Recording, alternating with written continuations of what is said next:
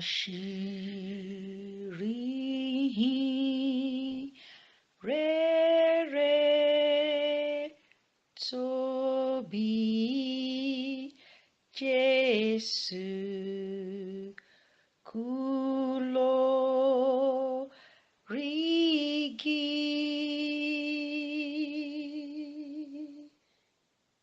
láti gba ẹ̀ṣẹ̀ aráyé kú. Òun ni Adam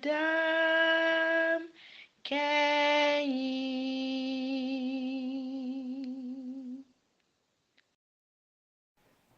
Ẹ kú déédéé wòyí o ẹ̀yin ènìyàn mi. Ẹ tún káàbọ̀ sórí ìkéde wa. Ẹ káàbọ̀ sórí pẹpẹ àṣírí ìhìnrere. Èmi Bọ́lá Dalẹ́ ló tún wá ń bá yín sọ̀rọ̀ lénìí o. A dúpẹ́ lọ́wọ́ Ọlọ́run. Ṣé ẹ rántí pé ní ọ̀sẹ̀ tó kọjá Olúwa bá wa sọ̀rọ̀ lórí kò gbóná kò tutù. Olúwa sì wá sọ fún wa ẹni tó jẹ́ pé òun ló ń jẹ́ kí Kìrìsìtẹ́nì kó má gbóná kó má tutù. Olúwa sì bá wa sọ̀rọ̀ lórí ọkùnrin ògbólógbò ni pé òun ni ẹni tó ń fa sábàbí nínú ayé wa. Lénìí Ọlọ́run fẹ́ ràn wá lọ́wọ́.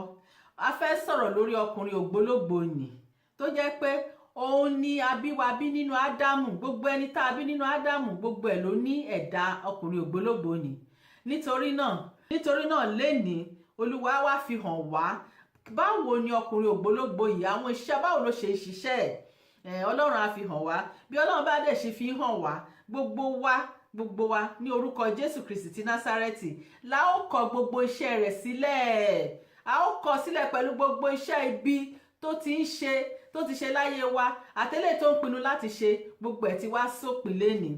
Ẹ jẹ́ kí a gbàdúrà. Ẹ mú kálámù yín o àti ìwé yín kẹ́ sì jókòó kẹ́ wá gbọ́ kẹ́ máa tẹ́tí léko kẹ́ máa gbọ́ bí Ọlọ́run ṣe máa bá wa sọ̀rọ̀ lénìí. Ẹ jẹ́ ká gbàdúrà. Bàbá wa tí ń bẹ ní ọ̀run, a dúpẹ́ lọ́wọ́ yín. Bàbá a gbé yín ga, yìn yín lógo. Ẹ ṣeun tẹ́ tún wá bá wa lénìí Ọlọ́run ìyanu. Àánú yín òun ló ń jẹ́ kẹ́ bá wa sọ̀rọ̀. A dúpẹ́ lọ́wọ́ yín pé ẹ ń bá wa sọ̀rọ̀ gidi, ẹ ń bá wa sọ̀rọ̀ tó lágbára, ẹ ń bá wa sọ̀rọ̀ nípa àgbélébù tó jẹ́ pé ó ní ọkàn ìhìnrere ti Kìrìsìtẹ́nì. Nítorí náà bàbá lónìí bẹ́ẹ̀ ó ṣe máa bá wa sọ̀rọ̀ nípa ọkùnrin ògbólógbò ni Olúwa ẹ fún wa ní etí ìgbọ́ àti àyà ìgbàṣe. Bàbá a ti jókòó a fẹ́ gbọ́n tẹ́ ò bá wa sọ. A dúpẹ́ lọ́wọ́ yín nítorí ju bí a ti mọ̀ ọ́ béèrè lẹ́wọ̀ kúkú ṣe fún wa nítorí a béèrè ní orúkọ Jésù Kristi Olúwa àti olùràpadà wa. Àmín. Olúwa ní ẹ̀ṣẹ̀ lóró. Ẹ̀ṣẹ̀ burú o, ó sì lóró, bẹ́ẹ̀ ló sì lérè. Kí ni èrè ẹ̀ṣẹ̀? Nígbà tí ọmọ ènìyàn bá sọ wípé ọkùnrin ògbólógbò tèmi mi ò rẹ́dì láti jọ̀wọ́ ẹ̀, ẹ̀sìn tí mò ń ṣe yìí ó jẹ́ kí ọkùnrin ògbólógbò tèmi lágbára, òun ló ń fún mi lágbára. Tí n bá ti lọ kóṣẹ́ bẹ́ẹ̀ yẹn kò sí ọfà ẹnikẹ́ni tó lè bà mí nítorí ọkùnrin ògbólógbò yìí. Ṣé rí Bíbélì ẹni tí ó pè ní ọkùnrin ògbólógbò yìí gbogbo ẹ̀ la máa kà o. Ṣé mọ̀ pé ó ṣẹ̀ṣẹ̀ bẹ̀rẹ̀ nípa ikú àgbélébù fún wa ni. Gbogbo ẹ̀ la máa kà nínú ọ̀rọ̀ Ọlọ́run. Ẹni tí Ọlọ́run pè ní ọkùnrin ògbólógbò yẹn orúkọ mìíràn tí Bíbélì tún fún ní ọkùnrin ẹ̀ṣẹ̀, ọkùnrin àbínibí gbogbo wa. Bíbélì tún pè ní èmi. Oríṣiríṣi orúkọ ni Ọlọ́run fún. Ó ní ṣùgbọ́n ẹni kan náà ni o, ẹni tí a gbé wá sínú ayé. A ó rí gbogbo bí ọkùnrin yẹn ṣe dé ayé gan-an, bó ṣe dọ́dọ̀ wá, gbogbo ẹ̀ lọ́lọ́run máa fi hàn wá fínífíní kí ó bá lè fún wa ní òmìnira tí ó péye. Ó ní ẹ̀ṣẹ̀ lóró, ẹ̀ṣẹ̀ sì lérè. Kí ni èrè ẹ̀ṣẹ̀? Kí ni èrè ẹ̀ṣẹ̀? Róòmù orí 6, Romans chapter 6 verse 23. Nítorí ikú ni èrè ẹ̀ṣẹ̀, ṣùgbọ́n ẹ̀bùn Ọlọ́run ni ìyè tí kò ní pẹ̀kun nínú Kristi Olúwa wa. Mọ́mì, kí ni èrè ẹ̀ṣẹ̀ o? Torí ẹ̀ṣẹ̀ lérè tiẹ̀. Kí lèrè ẹ̀ṣẹ̀? Ikú. ẹni tí kò bá gba Jésù gbọ́ ó kú sínú ẹ̀ṣẹ̀. Ikú ayérayé, ikú ayérayé kì í ṣe pé tíyàn bá sìkì tó bá kú sìn tán lọ sin wọn ò ní sọ pé ẹlẹ́ṣẹ̀ ni. Rárá, ìyẹn kọ́ ni Ọlọ́run sọ o. Ikú ti ara kọ́ lọ́lọ́run sọ, ikú ti ẹ̀mí, ikú ayérayé tí a ò fi ní rí Ọlọ́run mọ́ láéláé.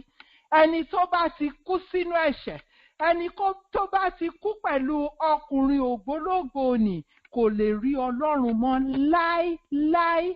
Inú iná ni ẹni yẹn máa wà títí ayérayé, ayérayé, ayérayé. Ṣẹ̀dẹ̀ mọ̀ pé ayérayé kò ṣeé kà lórí kàlẹ́ndà o. A lè sọ pé ayérayé is equal to 1 million years. Ó tí o, ayérayé ó dàbí bí ó máa fresh bí bó ṣe rí lénìí yìí gan-an ló ṣe máa rí ní 1 billion, 1 trillion, 1 zillion years. Torí ilẹ̀ ò kìí ṣú, ilẹ̀ ò kìí mọ́ nínú ayérayé, ó kàn máa ń lọ bẹ́ẹ̀ ni. Ó wá ní ikú ni èrè ẹ̀ṣẹ̀. Ó ní ṣùgbọ́n ẹ̀bùn Ọlọ́run ni Jésù Kristi fún àwọn tó bá gbàgbọ́. Ọlọ́run ní ikú ní èrè tiẹ̀. Ó lóun ò sì fẹ́ ikú ẹlẹ́ṣẹ̀. Gbogbo wa sì la bí sínú ẹ̀ṣẹ̀. Ó ní ṣùgbọ́n òun ò fẹ́ ikú ẹlẹ́ṣẹ̀. Ó ní ìdí rẹ̀ nìyí tí Jésù fi wá sí ayé. Ẹ jẹ́ kí a tún padà lọ gbọ́rọ̀ láti ọ̀dọ̀ Jésù gan-an. Ọ̀rọ̀ Ọlọ́run tó wá sí ayé, tó kú lórí igi àgbélébù láti dá wa láre, láti tú wa sílẹ̀ kúrò nínú ikú ẹ̀ṣẹ̀. Ẹ jẹ́ ká lọ gbọ́rọ̀ tó ń fúnra. Ṣé rántí wípé ìgbà kan báyìí a kà wípé ọkùnrin ìjòyè kan wá bá Jésù. Mo wá sọ fún yín gbà yẹn wípé ọ̀rọ̀ tí Jésù bá ọkùnrin yẹn sọ pé a sì fi sínú kúlà, a wá padà wá. Ẹ jẹ́ ká wá padà lọ sí orí Jòhánù orí 3 nísìn. Màá lọ sí Jòhánù orí 3 fún wa ò, torí ibẹ̀ yẹn la ti máa bẹ̀rẹ̀ sí ní ka nǹkan tí Jésù tó wá fi ń ṣàlàyé fún wa nígbà tó sọ wípé àgbélébù ni òun máa fi rà wá padà. Jòhánù orí 3, John chapter 3, a wá padà lọ sí ibi tí a ti kà. Ẹ jẹ́ kí n kà fún wa o. Ọkùnrin kan sì wá nínú àwọn Farisí tí à ń pè ní Níkódémù, ìjòyè kan láàárín àwọn Júù. Òun náà ni ó tọ̀ Jésù wá ní òru, ó sì wí fún un pé Rábì, àwa mọ̀ pé olùkọ́ni láti ọ̀dọ̀ Ọlọ́run wá ni ìwọ ń ṣe, nítorí pé kò sí ẹni tí ó lè ṣe iṣẹ́ àmì wọ̀nyí tí ìwọ ń ṣe bí kò ṣe pé Ọlọ́run wà pẹ̀lú rẹ̀. Jésù dáhùn ó sì wí fún un pé lóòótọ́ lóòótọ́ ni mo wí fún ọ, bí kò bá ṣe pé a tún ènìyàn bí, òun kò lè rí ìjọba Ọlọ́run. Níkódémù wí fún un pé a ó ṣe ti lè tún ènìyàn bí nígbà tí ó ti di àgbàlagbà tán? Ó ha lè wọ inú ìyá rẹ̀ lọ nígbà kejì kí a sì bí i? Ẹsẹ̀ 5. Jésù dáhùn wí pé lóòótọ́ lóòótọ́ ni mo wí fún ọ, bí kò ṣe pé a fi omi àti ẹ̀mí bí ènìyàn, òun kò lè wọ ìjọba Ọlọ́run. Èyí tí a bí nípa ti ara ni, èyí tí a sì bí nípa ti ẹ̀mí ni. Kí ẹnu kí ó má ṣe yà ọ́, nítorí pé mo wí fún ọ pé a kò lè ṣe aláìtún yín bí. Afẹ́fẹ́ ń fẹ́ sí ibi tí ó gbé wù ú, ìwọ sì ń gbọ́ ìró rẹ̀, ṣùgbọ́n ìwọ kò mọ ibi tí ó gbé ti wá àti ibi tí gbé ń lọ. Gẹ́gẹ́ bẹ́ẹ̀ ni olúkúlùkù ẹni tí a bí nípa ti ẹ̀mí. Ẹsẹ̀ 9. Níkódémù dáhùn ó sì wí fún un pé nǹkan wọ̀nyí yóò ti ṣe lè rí bẹ́ẹ̀. Ṣe rí pé nǹkan ìyanu ni. Ẹ wá jẹ́ ká sáré lọ sí ẹsẹ̀ 14. Jésù ló wá ń sọ̀rọ̀ fún ọkùnrin yìí. Ó wá ń ṣàlàyé bí nǹkan wọ̀nyí yóò ṣe rí bẹ́ẹ̀ fún Níkódémù. Tá bá ráyè ẹ jẹ́ kí a ka gbogbo Jòhánù orí 3 yẹn. Bẹ́ẹ̀ torí táìmù wa ẹ jẹ́ ká sáré lọ sí ẹsẹ̀ 14 kẹ́ wo nǹkan tí Jésù sọ. Ìdáhùn ọkùnrin yẹn ni Jésù ń dáhùn o. Ó ní bí Mósè ti gbé ejò sókè ní ìhà, gẹ́gẹ́ bẹ́ẹ̀ ni a kò lè ṣe aláìgbé ọmọ ènìyàn sókè pẹ̀lú, kí ẹnikẹ́ni tí ó bá gbà á gbọ́ kí ó má bàa ṣègbé, ṣùgbọ́n kí ó lè ní ìyè àìnípẹ̀kun. nítorí Ọlọ́run fẹ́ aráyé tó bẹ́ẹ̀ gẹ́gẹ́ tí ó fi ọmọ bíbí rẹ̀ kan ṣoṣo fún ni, kí ẹnikẹ́ni tí ó bá gbà á gbọ́ má bàa ṣègbé ṣùgbọ́n kí ó lè ní ìyè àìnípẹ̀kun. Nítorí Ọlọ́run kò rán ọmọ rẹ̀ sí ayé láti dá aráyé lẹ́jọ́, ṣùgbọ́n kí a lè ti ipasẹ̀ rẹ̀ gba aráyé là. Ẹni tí ó bá gbà á gbọ́, a kò ní dá a lẹ́jọ́, ṣùgbọ́n a ti dá ẹni tí kò gbà á gbọ́ lẹ́jọ́ náà, nítorí tí kò gba orúkọ ọmọ bíbí kan ṣoṣo tí Ọlọ́run gbọ́. Ṣé rí pé ọkùnrin yìí, ìjòyè, tẹ́ bá rántí nígbà tá a kọ́kọ́ bẹ̀rẹ̀, ìjòyè kan, ọkùnrin kan àti gbogbo ẹ̀bẹ̀ yẹn tí ó wá bá Jésù láàrin òru torí ẹ̀rù ń bà á láti wá bá a ní gbangba. Ẹ wá rí ọ̀rọ̀ ìjìnlẹ̀ tí Jésù sọ fún ọkùnrin yìí báyìí. Ó ní ẹni tí a kò bá tún bí, ó ní kò lè wọ ìjọba Ọlọ́run. Jésù dáhùn ó sì wí fún un pé lóòótọ́ lóòótọ́ ni mo wí fún ọ, bí kò ṣe pé a tún ènìyàn bí, òun kò lè rí ìjọba Ọlọ́run. Kí ló dé tá a gbọ́dọ̀ tún ènìyàn bí? Ṣé ìbí wa ò dáa tó tẹ́lẹ̀ ni? Nígbà tá a bẹ̀rẹ̀ ìpàdé mò ń sọ fún yín wípé Olúwa tó ní tí bàbá àti ìyá mi bí, pé ìyẹn ti kú. Kí ló dé? Nítorí a gbọ́dọ̀ tún tó níbí kó tó lè di pé ó jókòó sí orí pẹpẹ yìí kó máa sọ nǹkan tó ń sọ yìí. Jésù ní tí a ò bá tún wa bí, a ò lè rí ìjọba Ọlọ́run, a sì lè wọ ìjọba Ọlọ́run. Ó ní ẹni tí a kò bá tún dá, kò gbóná kò tutù ni. Ẹni tí a ò bá tún bí kò lè gbóná nínú Ọlọ́run. Yóò dúró ní tútù àbí kó dúró ní kò gbóná kò tutù. Àti tútù o, àti lọ́wọ́ọ́rọ́ o, tí ò gbóná tí ò tutù, kò sí kankan nù wọn tó máa rí ìjọba Ọlọ́run. Ó wá ya ọkùnrin yìí lẹ́nu. Ẹ jẹ́ kí a lọ sí ẹsẹ̀ 6 ká wo ohun tí Jésù sì sọ bí. Ó ní èyí tí a bí nípa ti ara ni. Tóní tí mò ń sọ fún yín pé ó ti kú ní ìjọ́sí yẹn, a bí i nípa ti ara sì ni ó jẹ́. Ó ní èyí tí a bí nípa ti ẹ̀mí ni. Ṣẹ́rí Tóní tó wá jókòó tó ń bá yín sọ̀rọ̀ lọ́sàn-án yìí sìn, àti bí i nípa ti ẹ̀mí. Ó ní kí ẹnu kí ó má ṣe yà ọ́, nítorí mo wí fún ọ pé a kò lè ṣe aláìtún yín bí. Kí ni eléyìí túmọ̀ sí?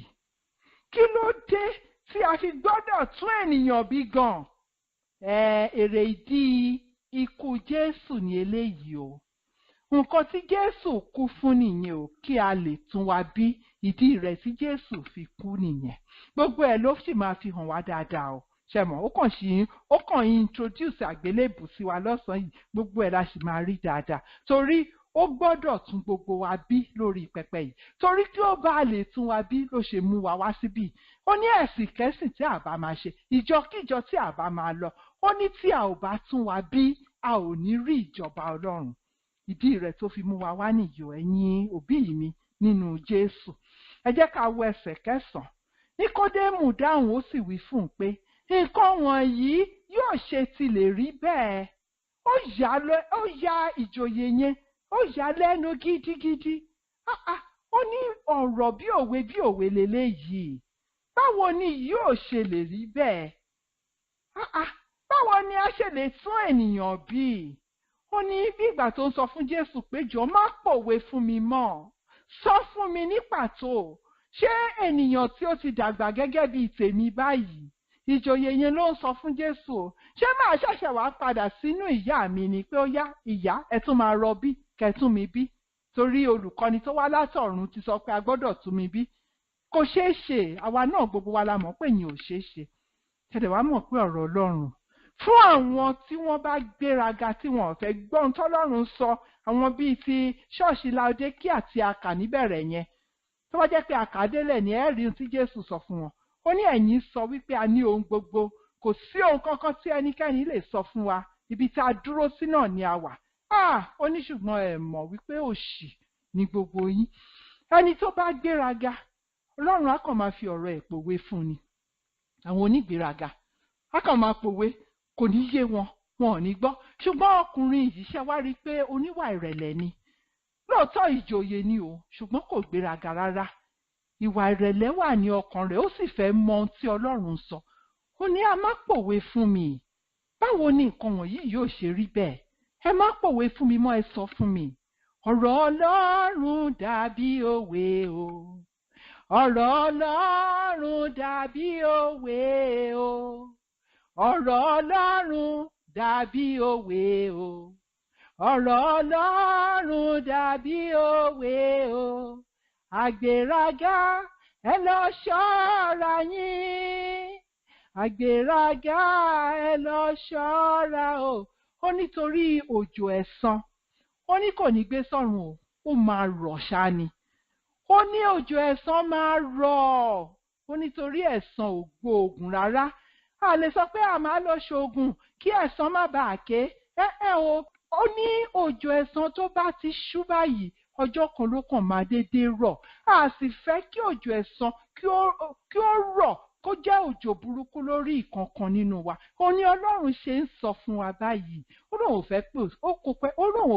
kò fẹ́ pòwe fún wa. Ọ̀rọ̀ Ọlọ́run dàbí òwe o.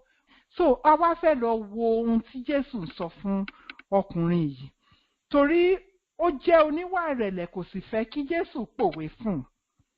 Kò fẹ́ kó sọ lówe. Mi sì gbàgbọ́ wípé ẹ̀yin bàbá àti ìyá wa tí ẹ wà lórí pẹpẹ yìí, àwa náà ò fẹ́ k'Ọlọ́run pòwe fún wa. A fẹ́ k'Ọlọ́run fi ọkàn rẹ̀. Ṣé mọ̀ wípé ẹni tí Ọlọ́run bá ní mo fẹ́ tú àṣírí ara mi fún ọ, Ọlọ́run ò lè máa pòwe fún un mọ́. Àṣírí ni Jésù tú fún ọkùnrin ìjòyè yìí. Àṣírí yẹn náà ló fẹ́ tún fún wa. Mo wá fẹ́ ká gbàdúrà. Ṣé mọ̀ pé ó yẹ kí a lọ bẹ Ọlọ́run gẹ́gẹ́ bí ọkùnrin yìí, gẹ́gẹ́ bí ó ṣe ti bẹ Jésù pé àwọn nǹkan yìí yóò ṣe rí bẹ́ẹ̀. Ẹ má pòwe fún mi, ẹ sọ fún mi. Mo fẹ́ ká bẹ Ọlọ́run pé jọ̀ọ́ Olúwa, mo bẹ̀bẹ̀ wípé kí ẹ má fi ọ̀rọ̀ yín pòwe fún èmi náà, ṣùgbọ́n kí ẹ là mí lóye Ọlọ́run. Ẹ jẹ́ kí n mọ ìdí rẹ̀ gan-an tí mo fi gbọ́dọ̀ di àtúnbí, àti ìdí rẹ̀ gan-an tí ọkùnrin ògbólógbò tó fi gbọ́dọ̀ kúrò nínú ayé mi. Jésù, ẹ jọ̀ọ́ ẹ má pòwe fún mi mọ́. Mo fẹ́ ká lọ bẹ Ọlọ́run. Mo fẹ́ ká bẹ̀ torí ọ̀pọ̀lọpọ̀ àwọn àlùfáà gan wà tó jẹ́ wípé ọ̀rọ̀ Ọlọ́run bí òwe ló ṣe rí fún wọn tí ò yé wọn. Nígbà tí ò bá dẹ̀ yéèyàn, ṣe bí tíyàn bá mọ̀ ló máa sọ fẹ́lòmíràn. Ìdí rẹ̀ nìyẹn tí ṣọ́ọ̀ṣì fi kún, tó fi jẹ́ wípé ṣọ́ọ̀ṣì akúnbámbám níjọ́ Sunday, ṣùgbọ́n a sì máa gbowó àbẹ̀tẹ́lẹ̀ ní ọ́fíìsì. Ṣọ́ọ̀ṣì akúnbámbám níjọ́ Sunday, a sì máa ṣògùn. Ṣọ́ọ̀ṣì akúnbámbám níjọ́ Sunday, a sì máa ṣàgbèrè. Kí ló dé? Nítorí ọ̀rọ̀ Ọlọ́run ó ti dòwe fún wa ni. Ẹ jẹ́ ká bẹ bàbá. Ọ̀rọ̀ Ọlọ́run dàbí òwe o. Bàbá jọ̀ọ́, má fọ̀rọ̀ rẹ pòwe sí mi lórí ọ̀rọ̀ ikú àgbélébù yìí. Ẹ sọ fún mi pàtó bó ṣe rí kí èmi kí ó bá lè rí gbàlà. Ẹ jẹ́ kí a lọ gbàdúrà. Ní orúkọ ti Jésù, má fi ọ̀rọ̀ rẹ pòwe sí mi. Olúwa jẹ́ ayé nínú àwọn olùkọ́ rẹ. Olúwa má pòwe sí mi. Ẹ sọ fún mi ní pàtó bí ó ṣe rí gan-an. Ẹ jẹ́ kí ẹ ṣe bí ẹni tó ń jẹ àṣeyẹ yẹn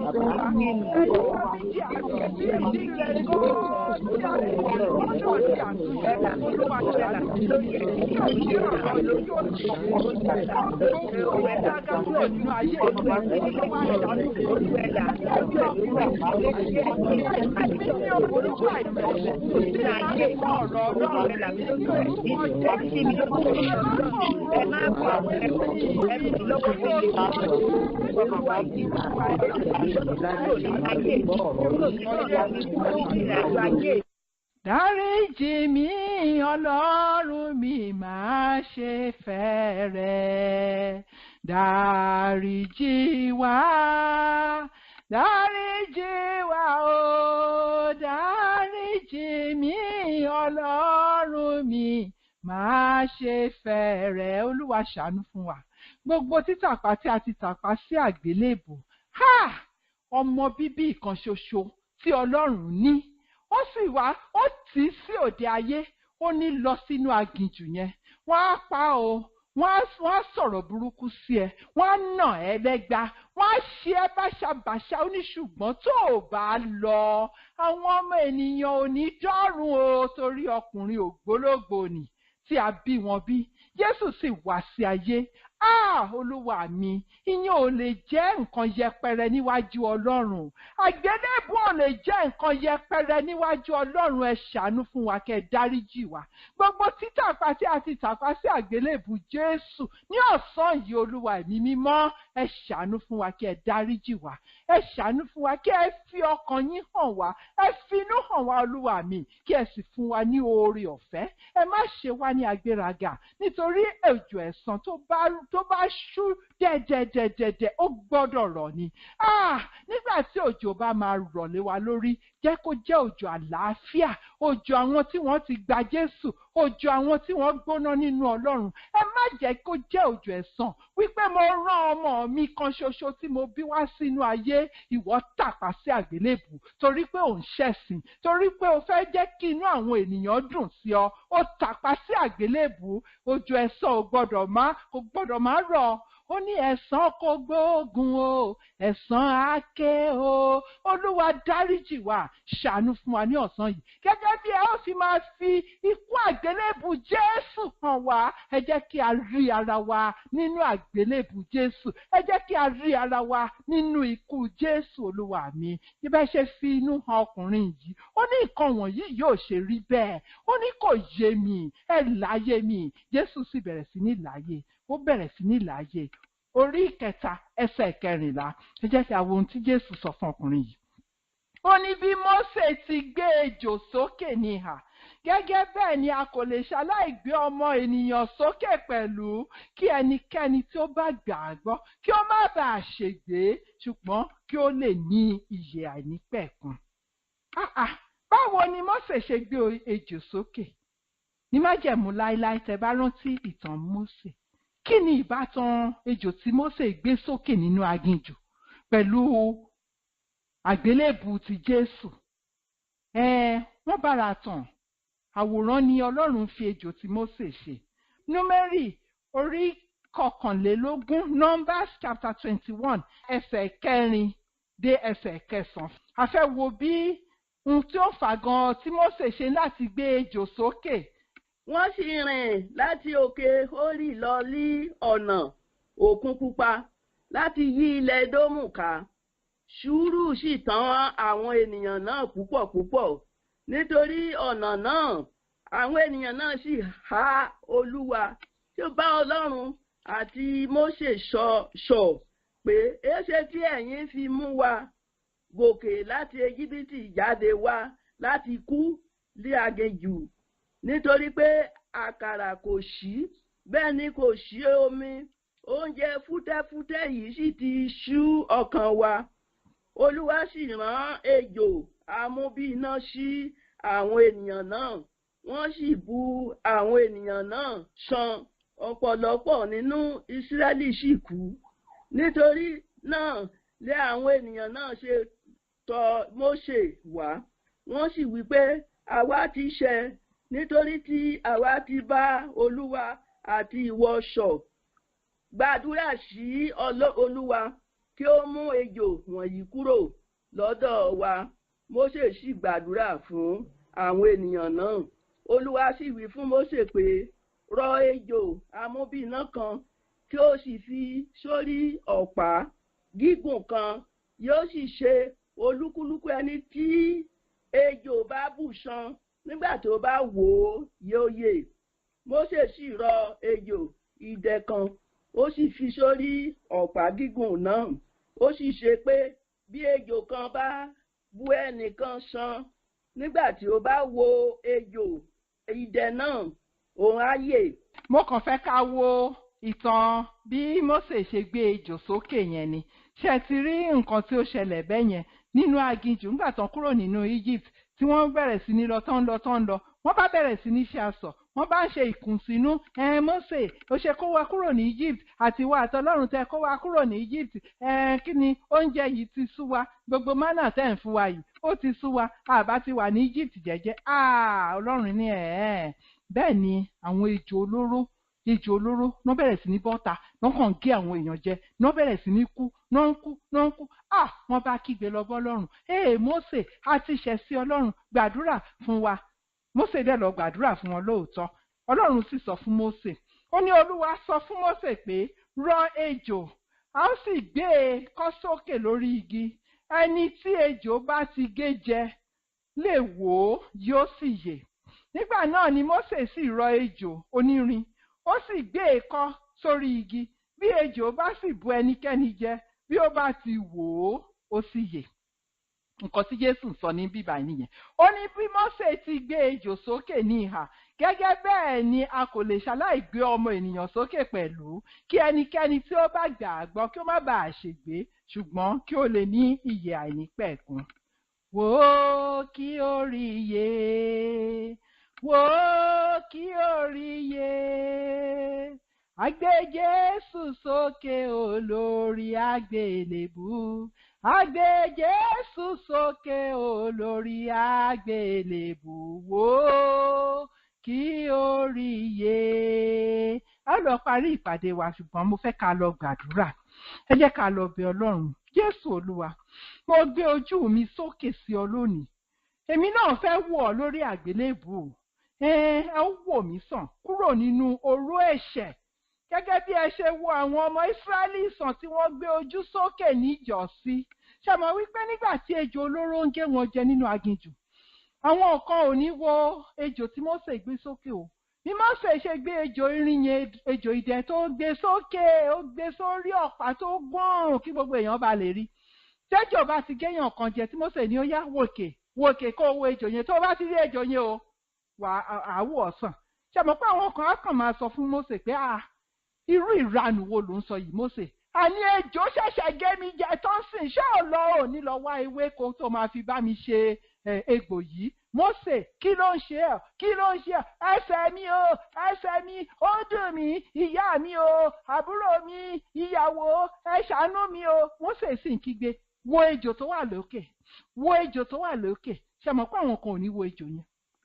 Àwọn mìíràn kàn máa kígbe ni yéè wọn ò ní wo ejò. Ṣùgbọ́n àwọn kan wà nínú wọn, wọ́n lè má pọ̀ o. Tẹ́jọ́ bá ti gé wọn jẹ báyìí, tí wọ́n bá ń kígbe pé yé ẹsẹ̀ mi o, tíyàwó wọn bá ní ṣé o rántí nǹkan tí Mósè sọ fún wa? Ó yá wò ṣé o ti rí ejò tó wà lókè? Tó bá gbójú sókè, tó bá wo ejò yẹn, kí ló ṣẹlẹ̀? A mú wọn lára dá. Irú iṣẹ́ ìyanu wo ni eléyìí? Kí ni ó wà láàrin ejò olóró tó wà ní ìsàlẹ̀ àti ejò irin tá a gbé sókè? Nǹkan tí Ọlọ́run máa ń ṣe nìyẹn.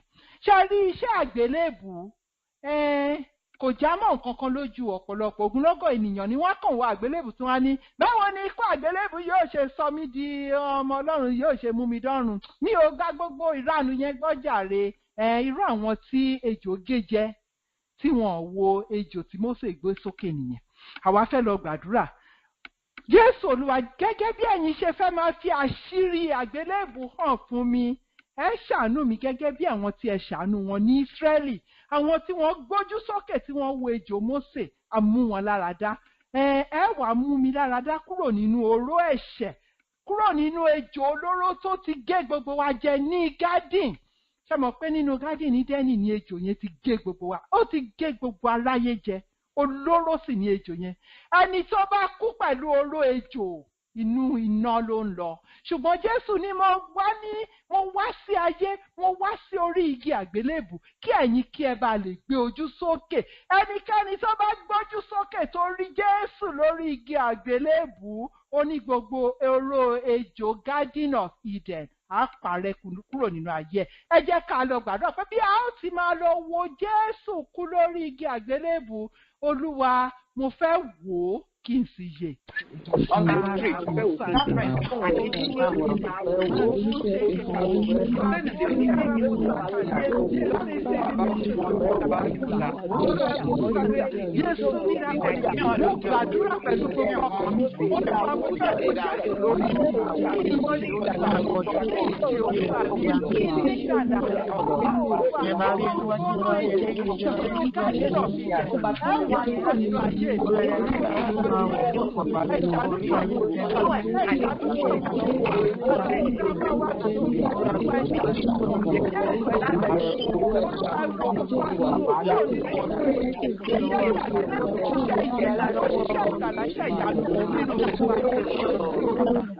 Ṣeun Olúwa, a dúpẹ́ a dúpẹ́ nítorí pé ẹ̀yin ti gbọ́. A ó gbé ojú wa sókè, ojú ẹ̀mí wa ni o. A ó wo ejò yẹn, a ó wo Jésù tí a gbé sókè lórí igi. Gẹ́gẹ́ bí àwọn ọmọ Ísírẹ́lì ṣe gbé ojú wọn sókè, tí wọ́n wo ejò tí Mósè gbé kọ́ sókè. Iye àwọn tí wọ́n wò ó, wọ́n sì rí ìwòsàn kúrò nínú oró ejò olóró tí ó bọ́ síta tí ó wá gé wọn jẹ. Ẹlòmíràn lè béèrè wípé kí ló dé tí Ọlọ́run ò mú ejò yẹn kó lé gbogbo wọn wọnú ihò, kó ní ẹ̀yin ejò ẹ bọ́ sínú ihò yín. Tọ́lọ́run bá sọ bẹ́ẹ̀ á ṣẹlẹ̀, ṣùgbọ́n bó ṣe wù Ọlọ́run láti ṣiṣẹ́ nìyẹn. Àwọn ejò yẹn sì ń gé àwọn èèyàn jẹ, ṣùgbọ́n iye àwọn tí wọ́n bá wo òkè tí wọ́n rí ejò tí Mósè á mú wọn lára dá. Ejò olóró tó ti gé gbogbo ayé jẹ nínú Garden of Eden, Olúwa láàánú, ẹni iye àwa tí a bá gbójú wa sókè tàrí Jésù lórí àgbélébùú, a ó mú wa lára dá kúrò nínú oró ejò, oró ẹ̀ṣẹ̀. Olúwa mi, ẹ ṣàánú fún wa lórí pẹpẹ yìí, kẹ́ jẹ́ kí a rí àgbélébùú, ẹ jẹ́ kí a rí Jésù, kí a bá lè bá a jọba ní orúkọ Jésù. A tún lọ gbàdúrà. Ìjòyè yẹn ó bi Jésù, ó ní báwo ni nǹkan wọ̀nyí yóò ṣe rí bẹ́ẹ̀? Ojú lásán kọ́. Ẹ̀yin náà ẹ wo ìtàn Mósè àti ejò olóró. Báwo ni irú dókítà wo ló fẹ́ explain fún wa ohun tó ṣẹlẹ̀ láàrin ejò olóró tó géèyàn jẹ nílẹ̀ àti ejò tá a gbé kọ́ sórí igi, ejò irin? Kò ń ṣojú lásán. Ọlọ́run dẹ̀ fi yẹn ṣe àwòrán fún wa ni. Iṣẹ́ ìyanu àṣírí Olúwa ni. Ẹ jẹ́ kí a lọ bẹ Ọlọ́run. Bàbá wa tí ń bẹ ní ọ̀run, ẹ fún mi ní ọkàn tí yóò rọ̀ mọ́ iṣẹ́ ìyanu fún ìgbàlà ọkàn mi. Ẹ má jẹ́ kí èmi kí n máa fi agbárí lásán kí n máa fi wá explain ní àgbélébù pé àgbélébù Jésù kàn kú síbẹ̀ láti kó ẹ̀ṣẹ̀ aráyé lọ. Ó ní ìyẹn ní kọ́kọ́. Ó ní Jésù kú fún mi kí ògbólógbò tèmi náà kí ó lè kú. Olúwa láàánú, ẹ jẹ́ kí iṣẹ́ àgbélébù kí ó ní èrè nínú ayé ti èmi Olútóní. Mo fẹ́ kí ẹ gbàdúrà wípé kí kó jẹ́ nǹkan ìyanu tí ò ṣe é fẹnu sọ. Tọ́mọ ní màmá, ìyá Súnà nínú mọ́ṣáláṣí, báwo lẹ ṣe wá di ìyá Jésù báyìí? Ní bẹ́ẹ̀mi náà ṣe rí nìyẹn o. Iṣẹ́ ìyanu ni o, kì í ṣojú lásán o. Àtìgbà tó ti bí mi la ti ń kírun o. Gbọ́dọ̀ má bá bàbá kírun o. Lójoojúmọ́ la máa ń kírun. Ṣùgbọ́n nígbà tó wù Ọlọ́run, ẹni tó jẹ́ pé ojoojúmọ́ ló máa ń kírun, nígbà tó rí Jésù lórí àgbélébù ló wá di ẹni àyànfẹ́ ọmọ Ọlọ́run. Mo fẹ́ ká lọ gbàdúrà.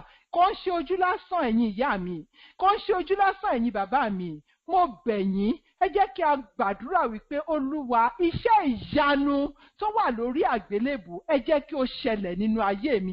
Bí mi ò tilẹ̀ mọ bó ṣe ń fẹnu explain ẹ̀fẹ́ yàn, ẹni tó bá rí mi tí mò ń kírun lánàá, tó rí mi tí mò ń wàásù Jésù lónìí, tó ní kí ló dé, kí ló ṣẹlẹ̀, mo lè má mọ bí mo ṣe lè sọ. Màá kàn sọ pé iṣẹ́ ìyanu ni. Èmi náà ò mọ bó ṣe ṣẹlẹ̀, mi ò mọ bó ṣe ṣẹlẹ̀, bí mo ṣe rí nìyẹn o. Àṣẹ mọ̀ pé tíyàn mẹ́wàá bá bí yín tẹ́ ẹ sọ fún wọn bẹ́ẹ̀ yẹn, nígbà bá yáná máa ní ẹ wò ìsádà kan ní orí ẹ̀ ti yí o, ọ̀kan ní nǹkan ìyanu kan ti ṣẹlẹ̀ nínú ayé ìyá yẹn.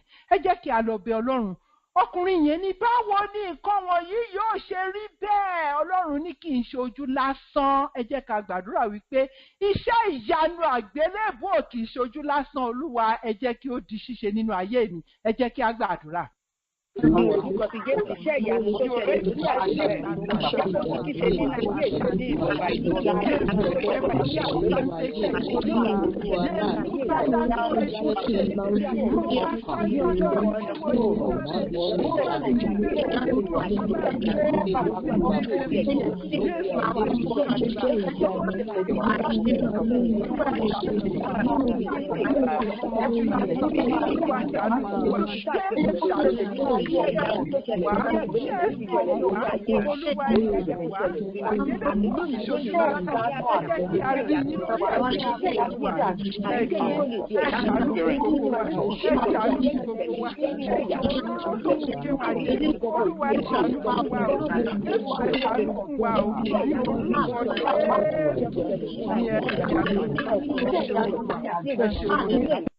Ṣeun Olúwa, á lọ ká gbàdúrà wa.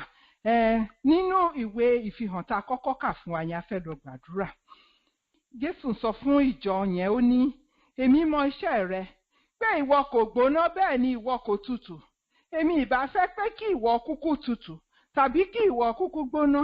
Ǹjẹ́ nítorí tí ìwọ lọ́wọ́ọ́rọ́ tí o kò sì gbóná bẹ́ẹ̀ ni tí o kò tutù, èmi yóò pọ̀ ọ́ jáde kúrò nínú ẹnu mi. Bí ẹ ó bá gbóná o kẹ́ gbóná, bí ẹ ó sì tutù ní kẹ́ tutù, kò gbóná kò tutù lèmi yóò pọ̀. Kò gbóná kò tutù lèmi yóò pọ̀. Tí ẹ ó bá gbóná o kẹ́ gbóná. Ẹ jẹ́ kí a bẹ Jésù. Jésù Olúwa, èmi ò ní tutù mọ́ o tí n bá ti tutù tẹ́lẹ̀. Èmi ò sì ní lọ́wọ́ọ́rọ́ mọ́ tí n bá ti jẹ́ kò gbóná kò tutù tẹ́lẹ̀. Láti òní lọ, èmi yóò gbóná nínú Jésù nítorí iṣẹ́ ìyanu àgbélébù. Láti òní lọ, Olúwa mi, àgbélébù yóò finá sí ayé mi. Ẹ jẹ́ kí ayé àtàní ògbólógbò ṣe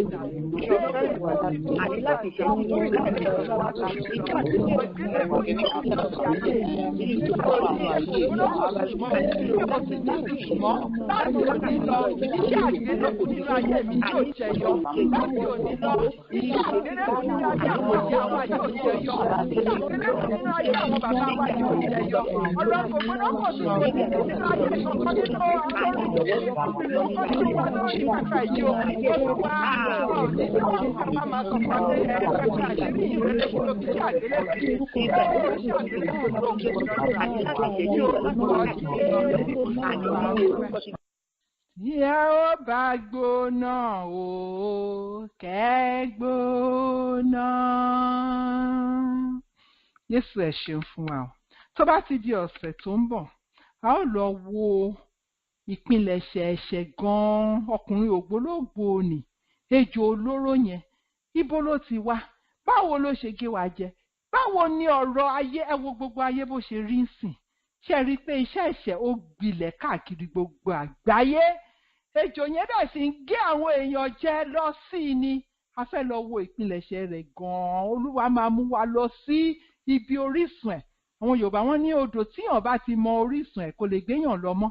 Tí Ọlọ́run bá ti mú wa lọ sí ibi ìpilẹ̀ṣẹ̀ tá a ti rí gbogbo ẹ̀ kòrókòró báyìí, ó ní a wà rí rírì àgbélébù tó mú oró ejò yẹn tó mú kúrò nínú ayé ẹ̀dá. Ibi tí a máa fi ìpàdé wa sí lónìí nìyí torí àsìkò wa ti lọ. Àwọn mọ́mì tí wọ́n ka Bíbélì fún wa màá sì fẹ́ kán gbàdúrà. Ikú oró tí ń bá kú, ìyà ẹ̀ṣẹ̀ tí ń bá jẹ, gbogbo rẹ̀ ló ti kó lọ. Jésù Olúwa ẹ má ṣe o, torí mi ló ṣe jìyà. Ikú oró tí ń bá kú, ìyà ẹ̀ṣẹ̀ tí ń bá jẹ, gbogbo rẹ̀ ló ti kó lọ. Jésù Olúwa ó má ṣe o, torí mi ló ṣe jìyà. Jésù Olúwa ó má ṣe o, torí mi ló ṣe jìyà. Jésù Olúwa ó má ṣe o, torí mi ló ṣe jìyà. Jésù Olúwa ó má ṣe o.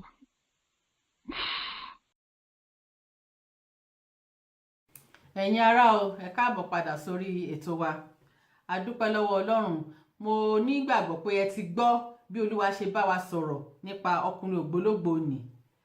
Ọkùnrin tá a bí ni bí tá a bí wa bí, tó jẹ́ pé kì í ṣe pé a fẹ́ dẹ́ṣẹ̀, ṣùgbọ́n torí pé bá a ṣe bí wa nìyẹn a ò lè ṣe ká má dẹ́ṣẹ̀. Ṣùgbọ́n gbà tí a ti gbé lọ sórí igi àgbélébùú, tólúwa ti bá wa kàn mọ́gi, àti wá di òmìnira. Ẹ ó rí i pé Olúwa bá wa sọ̀rọ̀ pé báwo ni a ṣe kàn mọ́gi. Jésù sì wá sọ̀rọ̀ nínú ìwé Jòhánù wípé bí Mósè ṣe gbé ejò sókè lọ́jọ́ kìíní nínú aginjù, tó jẹ́ pé béjò ṣe ń gé àwọn ènìyàn jẹ tí wọ́n sunkún lọ bá Mósè, Ọlọ́run sì sọ fún Mósè pé kó fi ejò, kó rọ ejò kó rọ nínú idẹ pẹ̀lú idẹ, kó sì gbé ka òpó ńlá kan tó gùn dáadáa pé kìkì àwọn tí ejò bá ti gé jẹ tó bá ṣáà ti wo ejò idẹ yẹn wọ́n á yè. ẹ rí i pé ọ̀pọ̀lọpọ̀ ni ò ní wò ó, ọ̀pọ̀lọpọ̀ ló máa ní pé báwo ni kí n kàn máa wo òpó kan tó máa mú mi yè, ṣùgbọ́n gbogbo àwọn tó wò ó bíbélì sọ fún wa pé wọ́n yè. Bẹ́ẹ̀ ni Jésù ṣe sọ gẹ́gẹ́ pé bẹ́ẹ̀ náà ni a ṣe máa gbé òun lọ sórí igi àgbélébù pé kìkì ẹni tó bá wò òun yóò yè. Nítorí náà mo fẹ́ ká gbàdúrà wípé Olúwa kó mú oró ẹ̀ṣẹ̀ kúrò nínú ayé wa. Ẹ bá Olúwa sọ̀rọ̀, Olúwa mú oró ẹ̀ṣẹ̀ kúrò nínú ayé mi. Olúwa dáríjì mí, dáríjì mí, dáríjì mí bí mo kàn ṣe yẹpẹrẹ ọ̀rọ̀ àgbélébù. Bàbá mímọ́ ẹ dáríjì mí. Mo wá rí pé ọ̀rọ̀ àgbélébù kì í ṣe ọ̀rọ̀ tá kàn máa mú yẹpẹrẹ. Olúwa ẹ ṣàánú fún mi, ẹ ṣàánú fún mi Ọlọ́run ìyanu. Ẹ mú oró ẹ̀ṣẹ̀ kúrò nínú ayé mi, ẹ mú oró ẹ̀ṣẹ̀ kúrò nínú ayé gbogbo wa. Olúwa, nítorí pé ẹ ti kú fún wa Jésù, kí ọkùnrin ògbólógbò wa kí ó má ní àyè, kó má ní àyè láti máa ṣe nǹkan kan tó wù nínú ayé wa. Kí Olúwa ẹ ràn wá lọ́wọ́. Bàbá mímọ́ ẹ bá wa sọ̀rọ̀. Ọlọ́run ìyanu, Olúwa ayérayé, ẹ ṣàánú fún wa. Ẹ má jẹ́ ká kú ayérayé. Olúwa, ẹ má jẹ́ ká kú ikú ẹ̀mí. Olúwa ẹ ṣàánú fún wa. Ẹ má jẹ́ kí òjò ẹ̀san kó rọ̀ lé wa lórí. Olúwa ẹ ṣeun. Ẹ ò sọ̀rọ̀ bí òwe fún wa lọ́sàn-án yìí. Ẹ ò sọ̀rọ̀ bí òwe fún wa o. Ọlọ́run ìyanu, a dúpẹ́ lọ́wọ́ yín. A yìn yín lógo lọ́sàn-án yìí. Ẹ ó dì wá mú pẹ̀lú ọwọ́ agbára yín. Ẹ ṣeun Olúwa, a dúpẹ́ lọ́wọ́ yín. A gbé yín ga, a yìn yín lógo. Ẹ ṣeun bàbá mímọ́. Ẹ ṣeun ẹ̀yin ará. Ẹ ṣé tẹ́ gbọ́ ìkéde wa lénìí. Olúwa máa dì wá mú. Bá a ṣe máa kúrò ní bíbá yá ò kúrò níwájú Ọlọ́run o. Ọlọ́run, iṣẹ́ tí Ọlọ́run bẹ̀rẹ̀ ní ayé ẹnìkọ̀ọ̀kan wa, a ó fún láyè láti parí iṣẹ́ ní orúkọ Jésù Kristi ti Násárẹ́tì. A ó tún máa rí yín bá o. Ẹ ṣeun. Ó dàbọ̀ náà.